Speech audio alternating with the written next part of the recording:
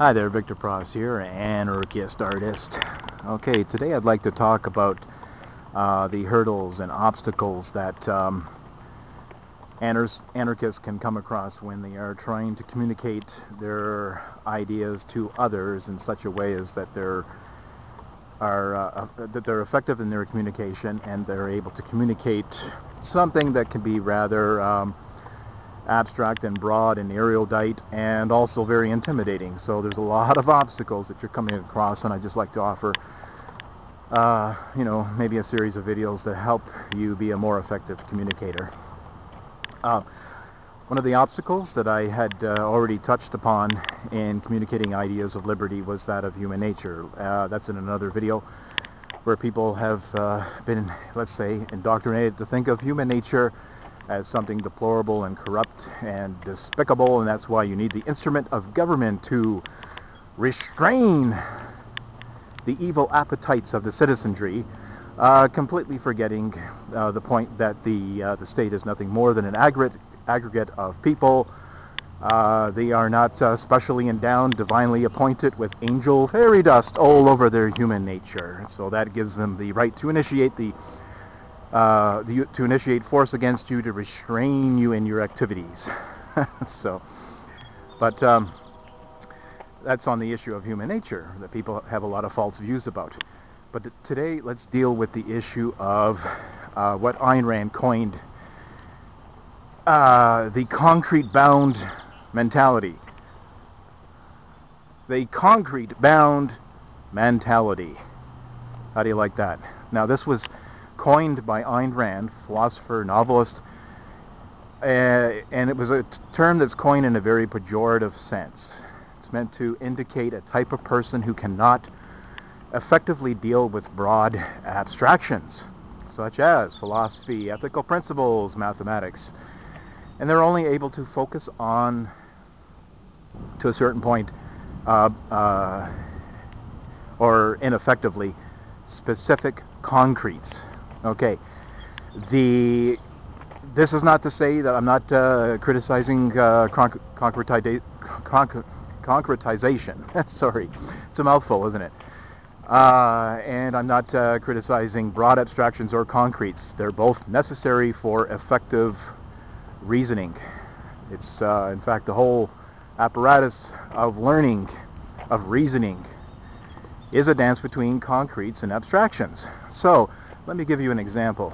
You're trying to instruct your child on basic mathematics, introductory basic mathematics. One example would be you're trying to teach them that, hey, 2 and 2 is 4. 2 and 2 is 4. Well, to a child, that might be very broad. What do you mean 2 and 2 is 4? Well, you might get a picture of 2 apples and 2 oranges. You put them together. You say, see, 2, there's 2 apples, there's 2 oranges. 2 and 2 make 4. Now, you take this for granted. See, this is very elementary to you. But for a child who's just learning, it's a big leap. So try to appreciate that. Here comes the choo-choo train. See? That's a broad abstraction. Choo-choo train. There's the concrete. So, in instructing your child to be more effective in reasoning and developing their cognitive skills, that would be one example. But it probably will deal with another video of why we have this problem with concrete bound mentalities who are unable to process in an effective way broad abstractions.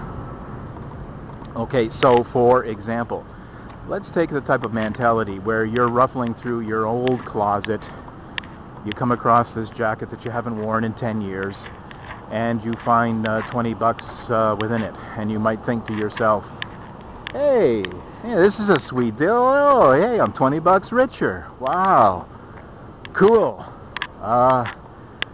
And they do it in such a way as if, poof, from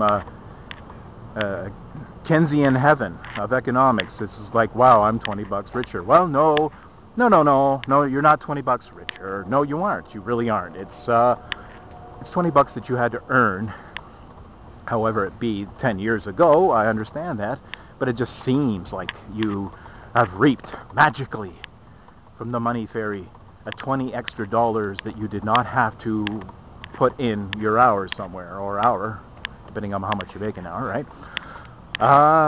But that's the type of feeling that people have, and some people's mental processes do take it in such a way as, wow, I made $20. Woo-hoo. But and that also goes to with the idea of here in Canada with the glorious socialized healthcare system. People tend to think that wow, healthcare, it's free service, free healthcare, and they don't see the broad abstraction of government expropriation and control, of seizing an industry that would be there anyway, that is made possible by the productive efforts of a whole slew of people working in different fields of specialization. So when people tend to think that they have free health care, they're concrete bound mentalities. They're the type of mentality that maybe on a subconscious level or cautiously they tend to regard broad abstractions as completely intangible and therefore unreal, and to be relegated to heaven, where things are all good and pure, but it has no practical application here on earth, and to some Platonic world of forms. So, but of course, proper reasoning deals with cognitive reasoning deals with a dance between abstractions and concretes. So that's one obstacle that you will come across with people trying to communicate ideas of liberty, is the concrete bound mentality.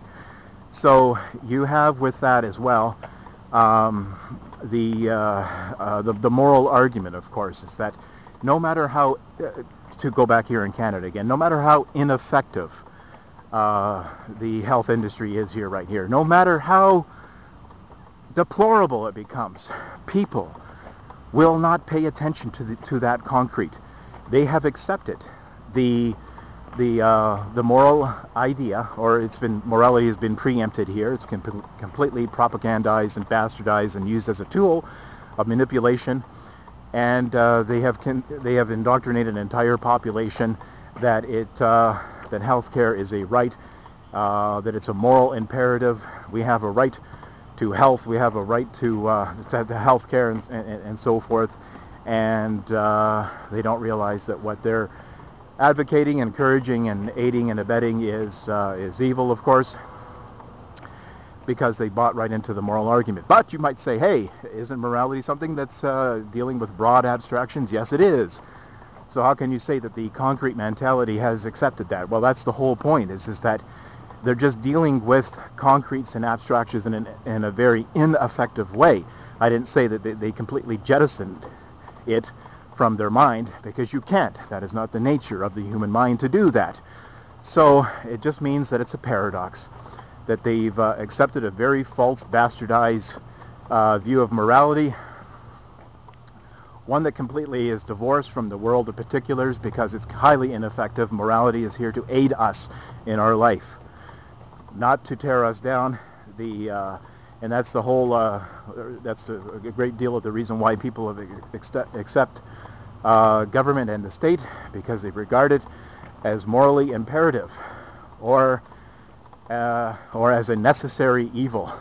So they do deal with broad abstractions such as morality, ethics, rights, and in evil. They're broad abstractions. But they're confused. You have to understand that these people are in a cognitive jungle, and they're trying to wade themselves through it, get all through the weeds and the branches, and hack and saw. They might be trying very diligently to make peace with their minds and to find out how the world works and what it's all about. And other people are just completely lethargic and lazy, and they just accept the status quo in an uncritical stupor, and it's important for you to decipher the difference when dealing with your fellow human beings. And for those who are genuinely trying to learn something, great, give them some kudos, lend them a helping hand.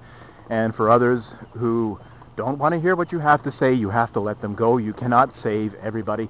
Just let them go. Thank you for listening. Pop goes the culture.